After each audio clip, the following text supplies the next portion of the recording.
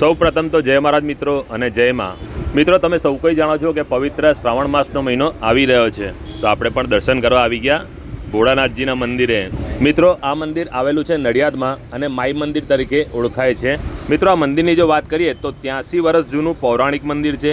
શ્રી માઈ મંદિરની સ્થાપના પરમ પૂજ્ય સાધ્ય માઈ જગતગુરુ શ્રી કનિષ્ઠ કેશવ મહારાજજી દ્વારા કરવામાં આવેલી હતી, જેમાં ત્રિગુણાત્મિક સ્વરૂપ અંબા બહુચર કાલીને પ્રસ્થાપિત કરવામાં આવેલ છે। આ પૂજા યંત્ર સ્વરૂપ પૂજા છે। મિત્રો, માઈ મંદિરની જો વાત કરીએ તો ત્યાં જે અખંડ જ્યોત છે તે પરમ પૂજ્ય કનિષ્ઠ કેશવજી મહારાજ દ્વારા અંબાજીથી લાવવામાં આવેલી હતી અને 83 વર્ષથી આજે પણ આ મંદિરમાં અખંડ પ્રજ્વલિત છે। માઈ મંદિરમાં 4 નવરાત્રિથી ઉજવણી કરવામાં આવે છે। મિત્રો, અહીંયા દર મહિને પંચકુંડી નવચંડી યજ્ઞ થાય છે, જેમાં 265 કિલોગ્રામના શ્રીયંત્રની પ્રાણ પ્રતિષ્ઠા કરવામાં આવે છે।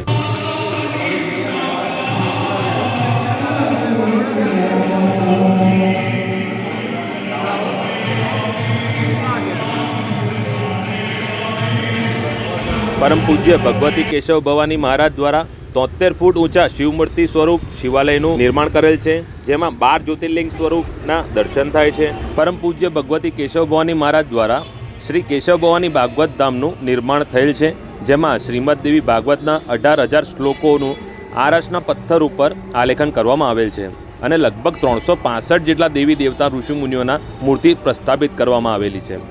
11 રુદ્ર મંદિર ભગવત ધામના સૌથી ઉપરના માળે છે। 11 રુદ્ર મંદિર એક સાથે ગુજરાતમાં ક્યાંય પણ નથી।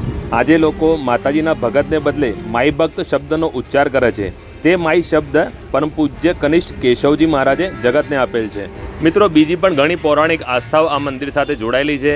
તો મિત્રો, શ્રાવણ માસના પવિત્ર મહિનામાં અહીંયા આવવાનું ભૂલતા નહીં અને ભોળા બાબાના આશીર્વાદ લેવાનું પણ ભૂલતા નહીં, કેમ કે ભોળાનાથ તો હાજરા હજુર છે।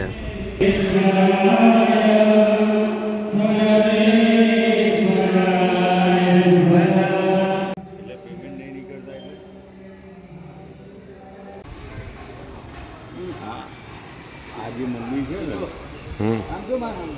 એમાં અહીં આગળ ઉપર બધે જવાશે।